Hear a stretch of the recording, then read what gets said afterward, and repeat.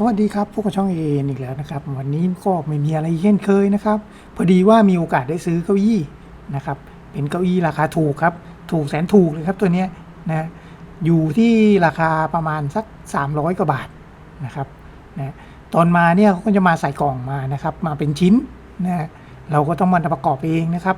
เริ่มจากแผ่นตัวล่างก่อนเลยนะครับนะตัวนี้ไม่ซับซ้อนอะไรมากครับมีแค่ประกอบแค่ไม่กี่ชิ้นนะก็ใส่น็อต4 ตัวนะครับด้านล่างนะครับขันให้ดีเลยนะครับขันให้แน่นเลยนะไม่งั้นมันจะโยกนะครับเสร็จแล้วก็เอาใส่เข้าไปได้เลยครับในแกนนะผมลืมถ่ายตอนใส่แกนมันนะครับนะใส่แกนใส่ล้อนะครับไม่ได้ถ่ายนะฮะแต่ว่าก็ไม่มีอะไรซับซ้อนครับจะมีซับซ้อนก็ตรงนี้แหละครับต่อจากนี้ไปนะไอ้ตรงใส่มือเนี่ยครับใส่พนักพิงไอ้พนักแขนเนี่ยนะครับตรงนี้มันเป็นชิ้นงานมันเป็นพลาสติกนะมันค่อนข้างจะบิดมานะครับตอนแรกก็งงอยู่ทุกพักเนื้อมันอยู่หน้าตายังไงนะครับก็กว่าจะจับทางถูกนะครับเพราะว่าใส่ลองทาบดูตอนแรกแล้วมันไม่พอดีมันไม่เข้ากันเลยนะฮะรูน็อตจะไม่ตรงกันเลยนะครับ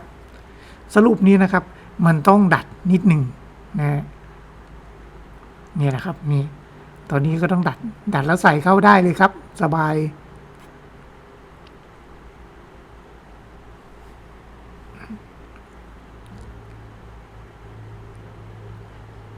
ไอ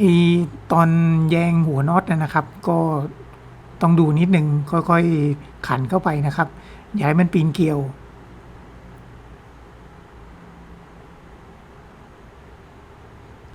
ปีนเกลียวเนี่ยข้อเสียมันก็คือว่ามันจะขันต่อไปแล้วมันจะไม่แน่นนะ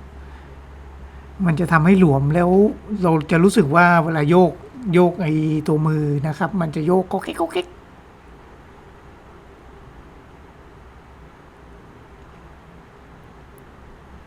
นะนี่แหละครับที่บอกว่ามันยากนิดนึงเพราะมันใส่ไม่ค่อยเข้านะมันต้องคอยเอามือหนึ่งประคองดัดเอาไว้นะ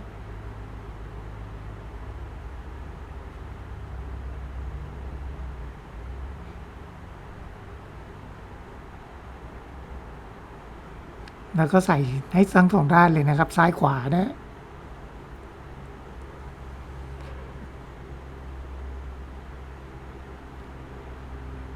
เนี่ยครับมันจะมีตัวหนึ่งที่ใส่ง่าย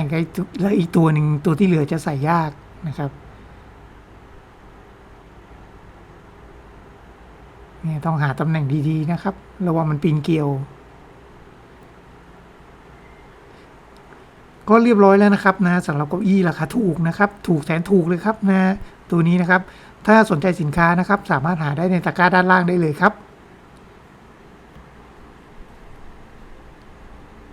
อีกนิดนึงครับเครื่องมือไอตัวประแจขันนะครับเขามีแถมมาให้พร้อมเลยนะครับ